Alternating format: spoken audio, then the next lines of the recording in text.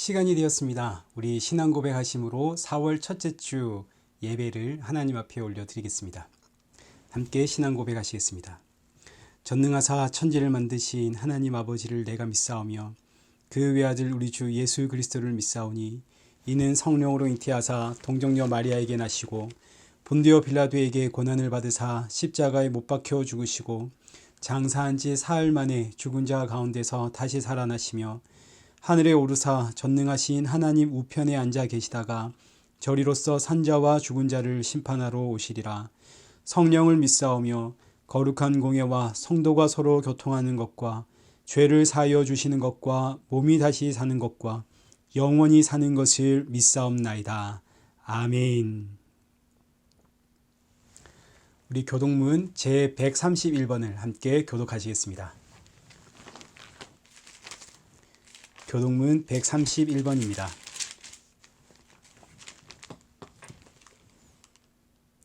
우리가 전한 것을 누가 믿었느냐? 여호와의 팔이 누구에게 나타났느냐? 그는 주 앞에서 자라나기를 연한 순 같고 마른 땅에서 나온 뿌리 같아서 고운 모양도 없고 풍채도 없은즉 우리가 보기에 흠모할 만한 아름다운 것이 없도다. 그는 멸시를 받아 사람들에게 버림받았으며 간고를 많이 겪었으며 질고를 아는 자라. 그는 실로 우리의 질고를 지고 우리의 슬픔을 당하였거늘 우리는 생각하기를 그는 징벌을 받아 하나님께 맞으며 고난을 당한다 하였노라. 그가 찔림은 우리의 허물 때문이요 그가 상함은 우리의 죄악 때문이라. 그가 징계를 받음으로 우리는 평화를 누리고 그가 채찍에 맞음으로 우리는 나음을 받았도다. 우리는 다 양 같아서 그릇 행하여 각기 제 길로 갔거늘 여호와께서는 우리 모두의 죄악을 그에게 담당시키셨도다. 아멘. 우리 찬송가 31장을 함께 찬양하시겠습니다. 찬송가 31장입니다. 찬양하라 복되신 구세주 예수 백성들아 사랑을 전하세 경배하라 하늘의 천군과 천사 주님 앞에 영광을 돌리세 목자같이 우리를 지키시고 종일 품에 늘 안아주시니 찬양하라 높으신 권세를 찬양 찬양 찬양 영원히 드리세 찬양하라 복되신 구세주 예수 우리 대신 죽임을 당했네 구주 예수 영원한 구원의 소망 경배하며 겸손히 절하세 찬양하라 우리 죄 지신 예수 그의 사랑 한없이 크셔라 찬양하라 높으신 권세를 찬양 찬양 찬양 영원히 드리세 찬양하라 복되신 구세주 예수 천사들아 즐겁게 찬양해 구주 예수 영원히 다스리시니 멸류관을 주 앞에 드리세 구주 예수 세상을 이기시고 영광 중에 또다시 오시리 찬양하라 높으신 권세를 찬양 찬양 찬양 영원히 드리세. 우리 이 시간 함께 하나님 앞에 기도 올려드리겠습니다. 하나님 아버지, 이 귀한 날 사랑하는 성도들과 함께 예배 드릴 수 있음에 감사 올려드립니다. 우리는 예배 드릴 자격이 없지만 오직 예수님의 십자가의 공로로 이 예배를 받아주심 우리 모두가 잊지 않게 하시고, 오늘도 이 예배를 통하여 날 구원하신 예수 그리스도만 드러나도록 크신 은혜 부어 주옵소서. 예수님의 이름으로 기도드리옵나이다. 아멘. 우리 오늘 보실 하나님의 말씀은 사도행전 11장 27절부터 12장 전체의 말씀을 우리 함께 보겠습니다. 사도행전 11장 27절부터 12장 전체의 말씀인데, 이 말씀이 너무너무 기니까 우리 12장 1절에서 5절까지만 우리 함께 교독하도록 하겠습니다. 사도행전 12장 1절에서 5절입니다. 그때 헤롯 왕이 손을 들어 교회 중에서 몇 사람을 해하려 하여 요한의 형제 야고보를 칼로 죽이니, 유대인들이 이 일을 기뻐하는 것을 보고 베드로도 잡으려 할세 때는 무교절 기간이라 잡음에 옥에 가두어 군인 내식인 네페에 맡겨 지키고 6월절 후에 백성 앞에 끌어내고자 하더라. 이에 베드로는 옥에 갇혔고 교회는 그를 위하여 간절히 하나님께 기도하더라. 아멘. 교회 소식 알려드리겠습니다. 이번 주일은 고난 주간입니다. 너와 나를 위해 십자가에 죽으신 예수님의 고난에 동참하는 유일한 길은 무슨 하루 한 끼 금식을 하십시오, 미디어 금식하기, 시간을 정해서 릴레이 기도하기, 이런 것들이 아니라 십자가의 예수님을 증거하는 겁니다. 이 한 주도 예수님의 증인으로서 예수님의 이 고난에 동참하시는 저와 여러분 되시길 축복합니다. 계속해서 이 코로나 사태로 저희는 인터넷 온라인 방송을 드리게 됩니다. 여러분 너무너무 보고 싶습니다. 다들 건강하십시오. 오늘 주시는 이 말씀이 여러분에게 큰 위로와 또 격려가 되기를 기도합니다. 지금 이 시간 혹시 핸드폰으로 보고 계시는 분들이 계시다면 우리 TV 큰 화면으로 함께 예배드리면 좋겠습니다. 오늘 말씀 사도행전 11장 27절부터 그리고 12장 25절까지 흥왕하여 더하더라 라는 제목으로 우리 함께 말씀을 나누겠습니다. 오늘 살펴볼 본문은 11장 27절부터 12장 전체의 말씀입니다. 총 3가지의 사건이 담겨져 있는 아주 긴 본문이지만 이렇게가 한 묶음이기 때문에 함께 살펴보아야만 주시는 그 메시지가 더욱 분명하게 드러납니다. 일단 이 본문이 어떻게 묶여져 있는지 큰 줄거리부터 우리 함께 살펴보도록 하겠습니다.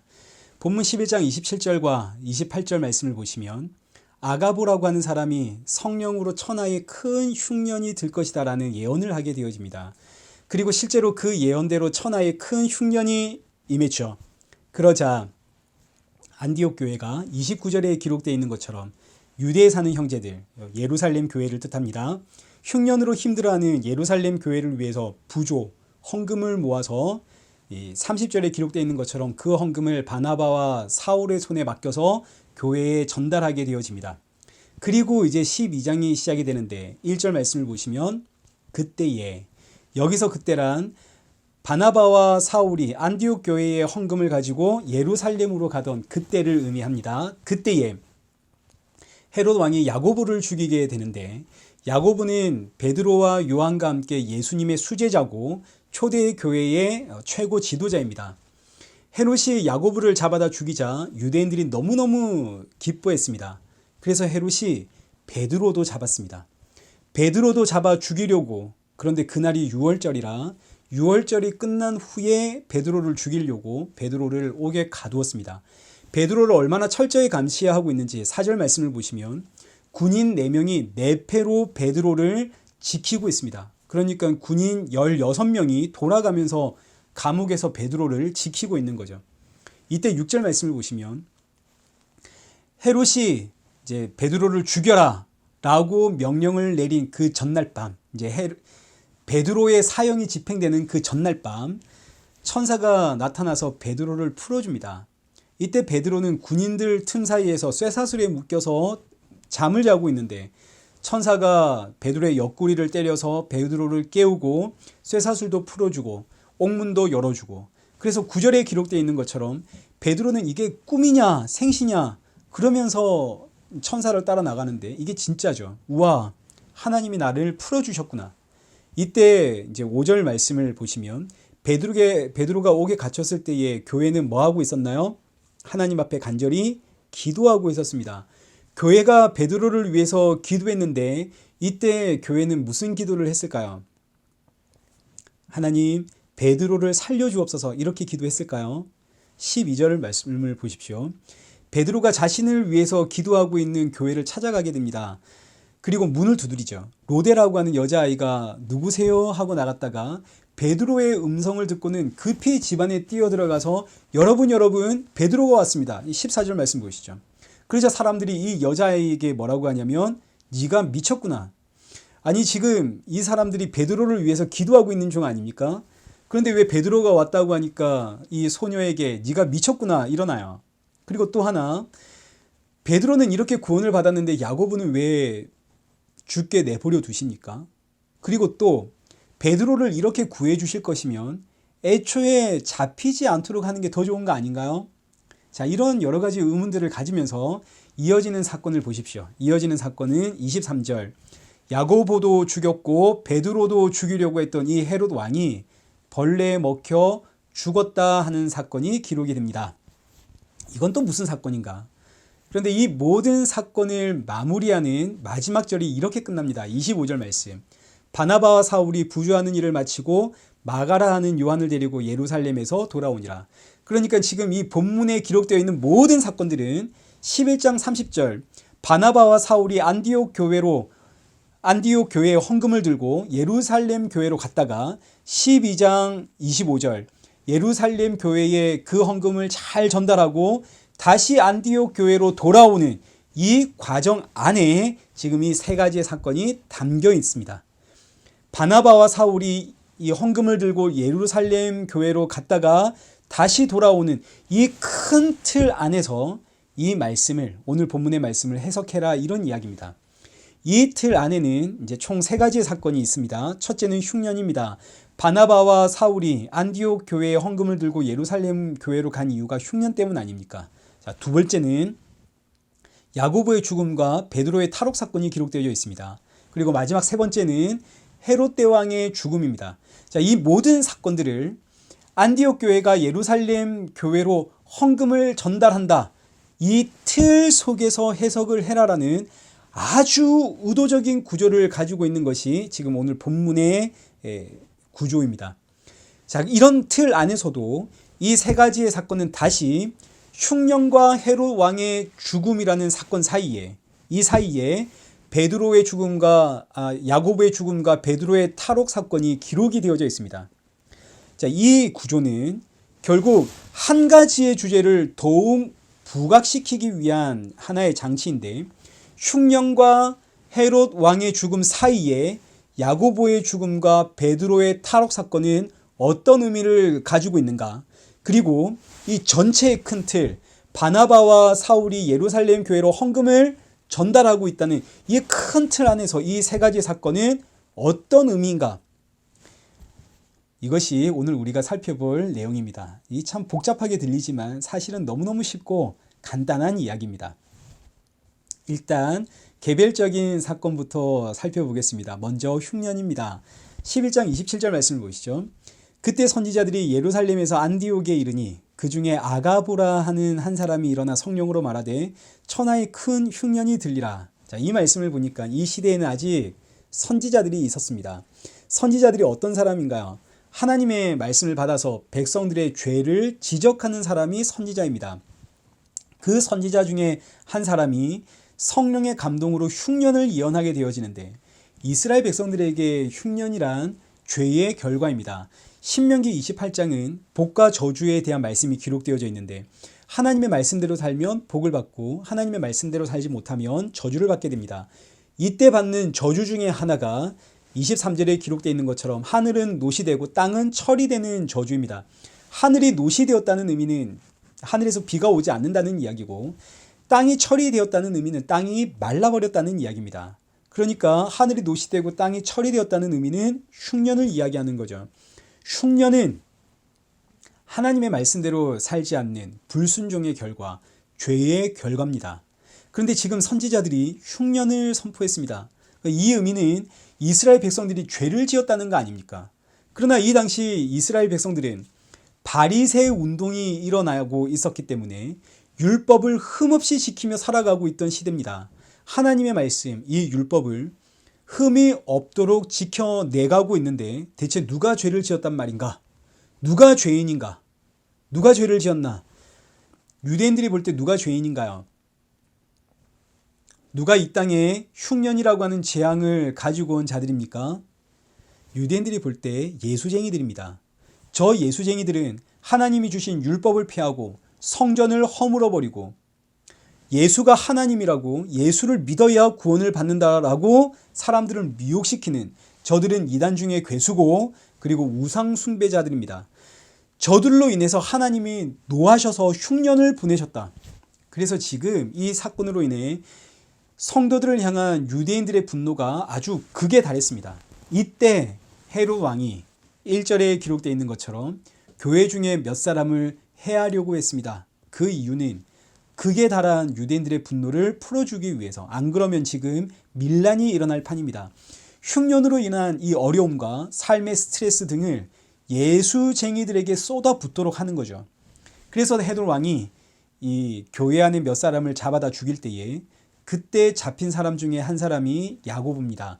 초대 교회의 최고 지도자 중에 한 사람이었던 야고보, 예수님의 수제자였던 순교한 최초의 사도가 되어지죠. 이 야고보가 이때 여기서 목이 잘려 죽습니다.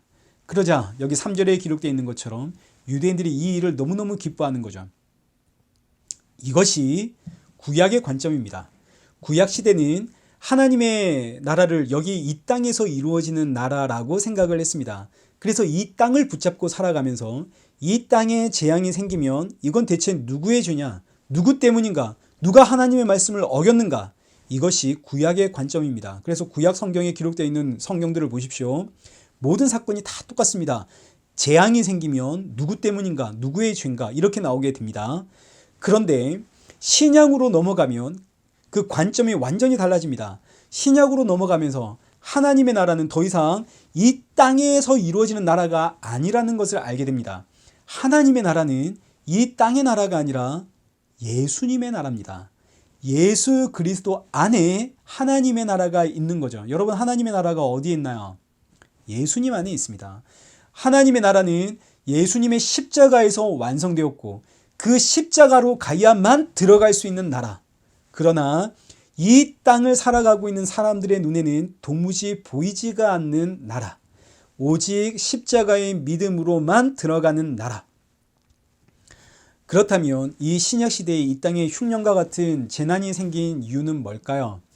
그 이유는 하나님의 자녀는 가야 할 본향이 있다. 이 땅 붙잡고 살지 마라. 하나님의 백성은 이 땅의 나그네다. 이 이야기입니다.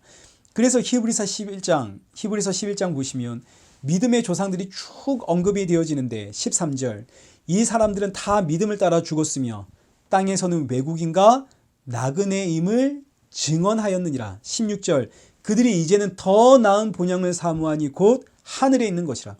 구약과 신약의 관점이 완전히 달라집니다.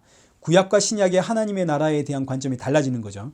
이를 위해서 오늘 본문에 선지자가 등장을 하는 것인데, 사도행전에 등장하는 선지자는 이제 성경에 등장하는 마지막 선지자로 하나님의 백성들의 그 시각을 구약에서 신약으로 넘어가게 하는 이 과도기적 역할을 하게 되어집니다. 그래서 구약의 선지자들이 재앙을 통해서 이스라엘 백성들의 죄를 지적하고 하나님의 심판을 외쳤지만, 이제 신약 시대로 넘어오면서 재앙은 죄로 인한 것이 아니다. 이걸 우리에게 알려주는 거죠. 로마서 8장 1절을 한번 보십시오.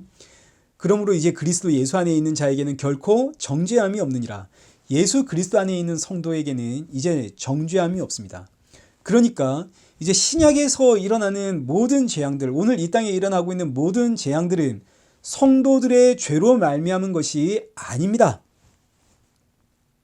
이건 성도들의 죄로 말미암은 것이 아니라 더 나은 본향을 사모하며 살으라는, 성도들을 향해서 이 땅 붙잡고 살지 말라는 하나님의 사인입니다.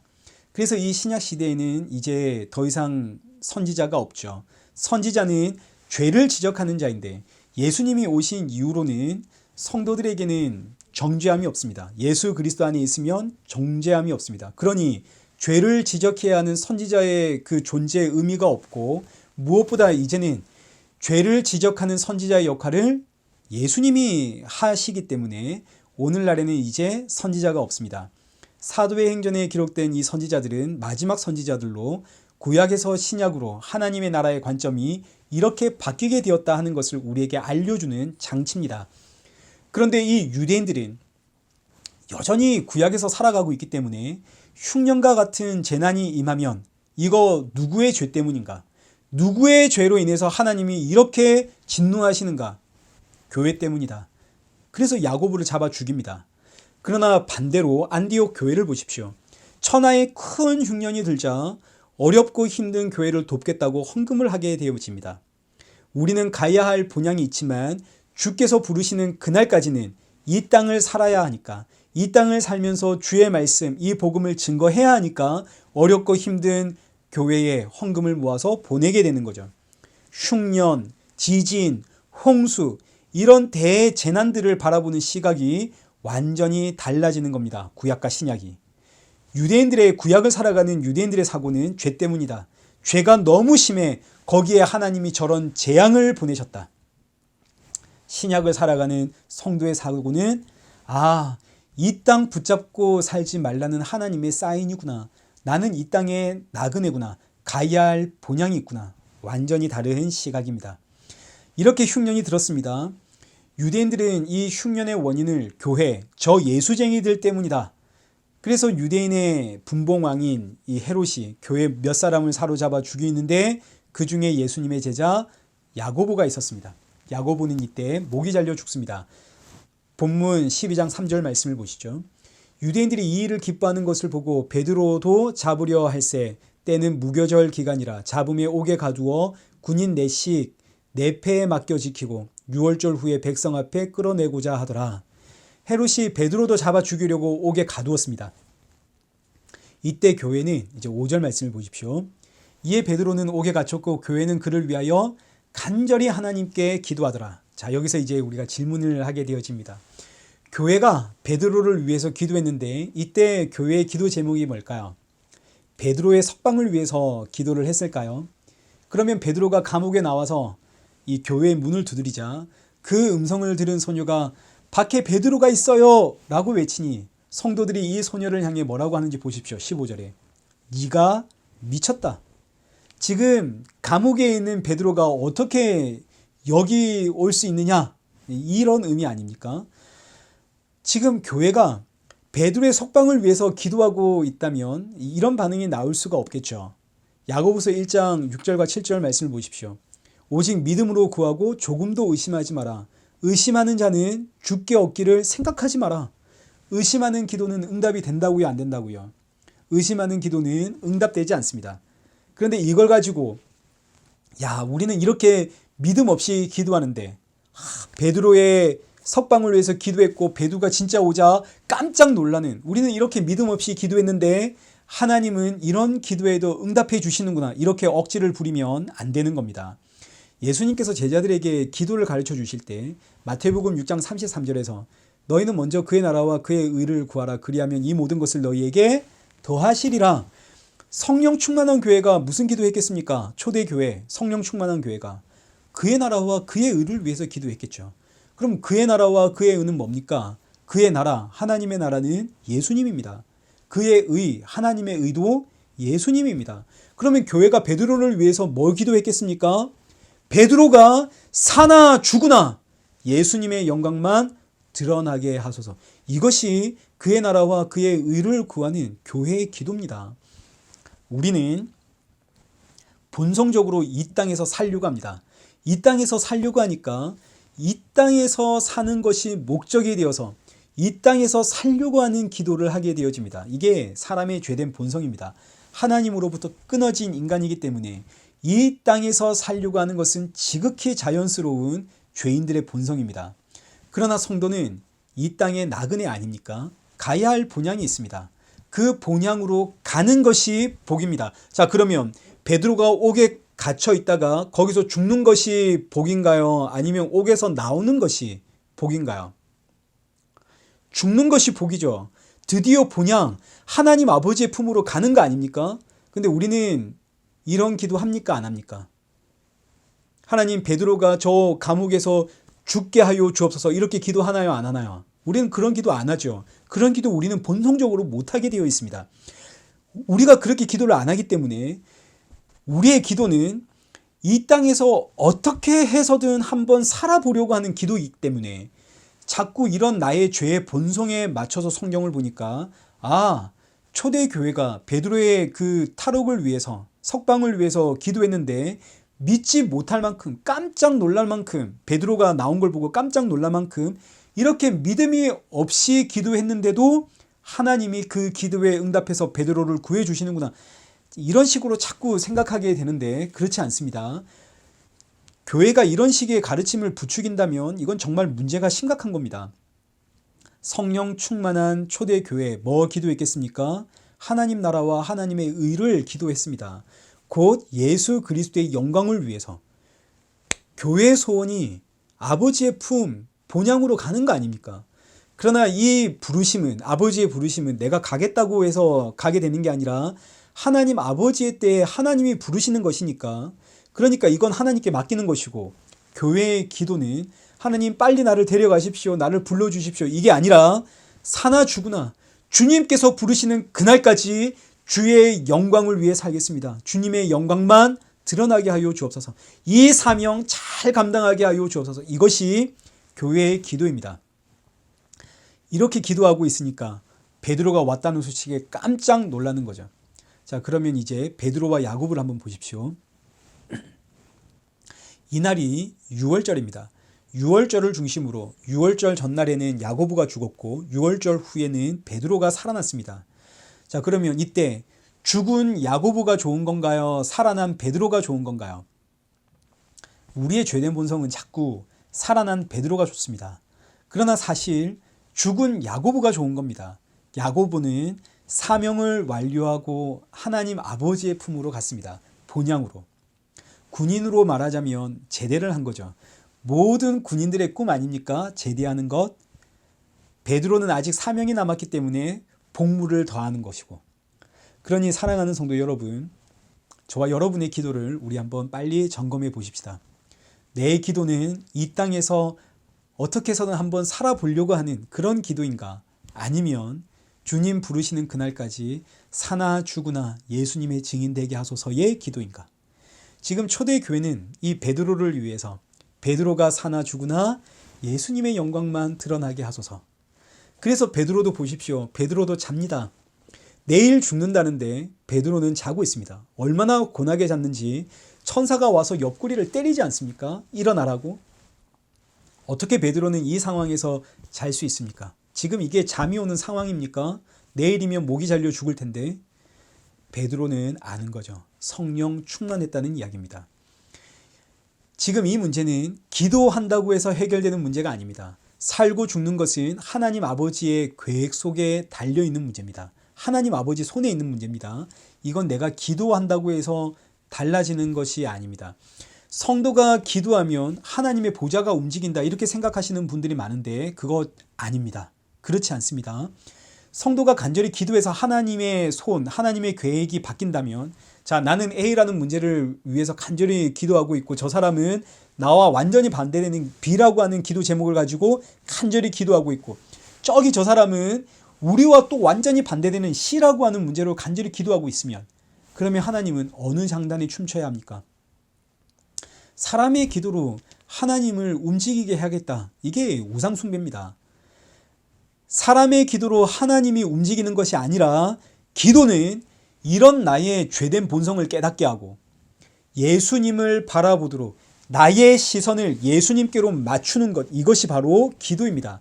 그래서 기도하면 이런저런 일들로 분주했던 사방팔방으로 흩어져 있던 내 시선이 예수님을 향해 모이게 되어집니다. 이게 기도의 능력입니다. 그러니 베드로를 보십시오. 내일이면 죽는다는데 베드로 잡니다. 얼마나 담대한가요? 내일이면 나는 졸업한다는 이 믿음. 이 믿음이 없으면 그땐 기도해야 됩니다. 기도하면 우리의 신앙이 예수님을 향해 모이게 되는 거죠. 이게 기도의 능력입니다. 그래서 이 사건은 교회의 간절한 기도처럼 예수님만 드러나오는 사건입니다. 자, 보십시오. 흉년이 있었습니다. 그리고 이제 헤롯 왕의 죽음을 살펴볼 겁니다. 흉년과 헤롯 왕의 죽음, 이 사이에 예수님만 드러나는, 예수님의 영광만 높아지는 사건. 지금 온 세상이 흉년입니다. 유대를 다스리던 헤롯 왕이 심지어 죽었습니다. 그러니 세상은 완전히 난리가 났죠. 근데 이 난리와 재앙 사이에 예수님만 드러나더라. 예수님만 영광을 받으시더라. 이 이야기입니다. 자, 그러면 이게 어떤 의미인가? 이 사건을 다시 한번 보겠습니다.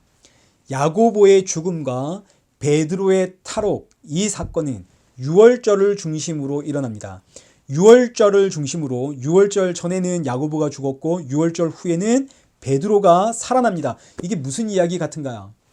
예수님의 이야기 아닙니까? 유월절에 죽으시고 부활하신 예수님의 이야기를 야고보와 베드로를 통해서 다시 하시는 겁니다.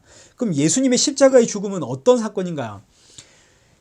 예수님의 죽음은 사탄이 이 세상 권세를 유지하기 위해서 예수님을 십자가에 죽인 사건입니다. 근데 예수님은 죽음으로써, 십자가의 죽음으로써 사탄의 권세를 무너뜨립니다. 사탄이 이 사실을 알았다면 예수님을 십자가에 죽였겠습니까? 하나님이 자신의 죽음으로 자기 백성을 구원하신다는 이 계획은 사탄도 몰랐고 천사도 몰랐습니다. 베드로전서 1장 12절 말씀을 보십시오. 그 섬긴 바가 자기를 위한 것이 아니요 너희를 위한 것임이 계시로 알게 되었으니 이것은 하늘로부터 보내신 성령을 힘입어 복음을 전하는 자들로 이제 너희에게 알린 것이요 천사들도 살펴보기를 원하는 것이니라. 예수님의 죽음이 자기를 위한 것이 아니라 너희를 위한 것, 우리를 위한 것이다. 이걸 성령을 통해서 드디어 우리가 알게 되었고 천사들도 이제야 살펴보기를 원하더라. 천사들도 이제야 알았다는 겁니다. 천지를 창조하신 하나님이 죽음으로 자기 백성들을 구원하시다니 천사들도 이제야 알았습니다. 그러니 사탄도 예수님 죽이면 끝나는 줄 알았습니다. 야, 우리가 이겼다. 그러나 그 죽음으로 사탄의 권세가 완전히 무너지죠. 이 사건을 야고보와 베드로의 사건을 통해서 다시 한번 우리에게 상기시켜 주십니다. 지금 이 극심한 흉년의 때에 교회가 엄청난 핍박을 받고 있습니다. 이때 유월절을 중심으로 야고보는 죽고 베드로는 사는데 야고보의 죽음으로 세상은 이야 우리가 이겼다 외치지만 그러나 베드로의 살아남으로 인해 사랑하는 내 자녀들아 세상이 이긴 것이 아니다. 보라 내가 세상을 이기었노라. 요한복음 6장 33절. 세상에서는 너희가 환난을 당하나 담대해라. 내가 세상을 이기었노라. 이 이야기입니다. 자, 이제 마지막 세 번째 사건을 살펴보고 이 모든 말씀들이 어떻게 연결되는지 이거 정리하도록 하겠습니다. 마지막 사건은 헤롯 왕의 죽음입니다. 베드로가 탈옥을 했습니다. 유대인들이 지금 베드로의 죽음을 너무너무 기대하고 있는데 베드로가 탈옥을 했으니 그 비난이 고스란히 헤롯 왕에게 돌아갑니다. 그래서 헤롯이 가이사랴로 도망을 갑니다. 19절 말씀을 보시죠. 헤롯이 그를 찾아도 보지 못하며 파수꾼들을 신문하고 죽이라 명하니라. 헤롯이 유대를 떠나 가이사랴로 내려가서 머무니라. 지금 헤롯이 유대인들의 비난, 감옥에 있는 죄인 하나도 지키지 못하느냐라는 이 유대인들의 비난을 이제 피해서 안 그래도 흉년으로 인해서 민심이 사나운데 그 불똥이 자기에게 튀니까 헤롯이 그 불똥을 피해서 이제 가이사랴로 내려갔습니다. 가이사랴로 내려가자 그때 20절에 기록되어 있는 것처럼 두로와 시돈 사람들이 이 헤롯을 찾아옵니다. 두로와 시돈은 항구 도시로 무역이 활발하게 일어나는 부자 도시입니다. 헤롯이 다스리는 유다 지역은 곡창지대이고 두로와 시돈은 무역 도시이고, 어디가 좀 더 도시 같은 느낌이 납니까? 두로와 시돈이 좀 더 도시 같은 느낌이 나죠. 두로와 시돈은 무역의 도시니까 각 나라에 여러 가지 다양하고 고급진 화려한 물품들이 있는 도시이고, 헤롯이 다스리는 땅은 농사를 짓는 시골입니다. 그래서 헤롯이 두로와 시돈 사람들을 싫어했습니다. 그런데 이제 상황이 좀 바뀌었습니다. 지금은 극심한 흉년의 때입니다. 먹을 것이 없는데 화려하고 멋진 물건들이 무슨 의미가 있겠습니까? 그래서 두로와 시돈 사람들이 그동안 무시했던 이 헤롯을 찾아와서 곡식을 좀 우리에게 보내주십시오. 그래서 왕의 침소 맡은 신하를 설득해서 화목을 요청합니다.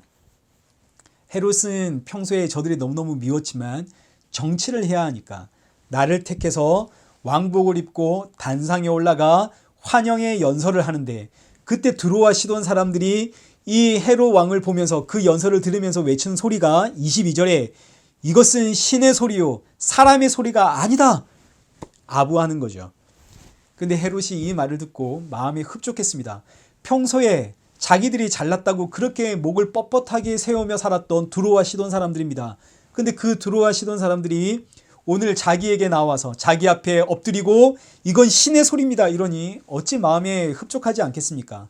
그 결과 23절, 헤롯이 영광을 하나님께 돌리지 아니함으로 주의 사자가 고치니 벌레에게 먹혀 죽으니라. 자, 이 사건은 헤롯이 교만했기 때문에 죽었다 이런 사건 아닙니다. 교만해서 죽었다면 이 땅의 모든 사람들 다 죽어야 됩니다. 교만하지 않은 사람이 이 땅에 어디에 있습니까? 오늘 우리도 헤롯처럼 나를 무시하는 사람들에게 큰 소리 치고 싶습니다. 힘이 없어서 그렇지 할 수만 있다면 가정이든 직장이든 어디서든 큰 소리 치며 살고 싶습니다. 그렇지 않습니까? 이것도 저만 그런가요? 여러분 중에 칭찬받고 기분 나쁜 사람 있습니까? 그런 사람 아무도 없습니다. 저도 성도들이 목사님 설교가 너무 좋아요 이러면 입이 찢어집니다. 그 순간에는 제가 표정 관리할 줄 몰라도 돌아서면 너무너무 좋습니다. 아담과 하와의 선악과 사건 이후로 모든 인생들은 전부 다 이렇게 자기가 왕이 되어버렸습니다. 헤롯입니다. 그러니 모든 인생은 결국 헤롯처럼 죽는 겁니다. 그래서 예수님이 이 땅에 오셨습니다. 예수님 오신 이후로 이 세상에는 예수님을 믿는 헤롯과 예수님을 믿지 않는 헤롯으로 구분이 되어집니다. 로마서 9장 15절 말씀을 보십시오. 내가 긍휼히 여길 자를 긍휼히 여기고 불쌍히 여길 자를 불쌍히 여기리라. 그런즉 원하는 자로 말미암음도 아니요 다른 박질을 하는 자로 말미암음도 아니요 오직 긍휼히 여기시는 하나님으로 말미암음이니라. 오늘 저와 여러분이 예수님을 믿는 헤롯입니다. 이렇게 된 것은 우리의 행위로가 아니라 오직 하나님의 은혜입니다. 자, 그러면 이제 이 세 가지의 사건들을 전부 종합해 보겠습니다. 천하의 큰 흉년이 임했습니다. 거기다 유대 땅을 다스리던 헤롯 왕이 죽었습니다. 그러니 지금 이 세상은 난리도 이런 난리가 없습니다. 그런데 24절, 오늘 결론의 말씀 24절, 하나님의 말씀은 흥왕하여 더하더라. 25절, 바나바와 사울은 부조하는 일을 마치고 안디옥으로 돌아가더라. 이게 무슨 이야기인가요? 세상은 지금 완전히 뒤집어졌습니다. 마치 종말이 온 것처럼 사람들이 의지하던 사회와 경제와 문화, 정치 전부 무너졌습니다. 그러나 하나님의 일은, 하나님의 말씀은, 하나님의 사역은, 하나님의 역사는 멈추지 않더라. 오히려 흥왕하여 더하더라. 세상은 난리가 났지만 야고보와 베드로의 사건을 통해서 이 세상에 환난이 있으나 담대해라. 내가 세상을 이겼노라. 세상은 무너지고 하나님의 나라는 더욱 굳건하게 세워지는, 이것이 오늘 본문의 메시지입니다. 이 말씀은 오늘 우리가 겪고 있는 이 시대에도 고스란히 적용이 되어집니다. 코로나 사태로 인해서 전 세계가 난리가 났습니다. 경제가 무너지고 정치가 무너지고 문화도 무너지고 난리도 이런 난리가 없습니다. 그런데 세상이 이렇게 뒤집어졌다고 해서 하나님의 일도 뒤집어졌습니까? 아니요. 오히려 각종 미디어를 통해서 복음의 말씀은 더욱 흥왕하여 가고 있습니다. 하나님의 구원 역사는 멈추지가 않습니다. 이 환란을 통해서 교회 안에 수없이 많았던 그 모든 프로그램들 다 사라지고 오직 하나, 본질이신 예수 그리스도, 그 말씀만이 흥왕하여 가더라.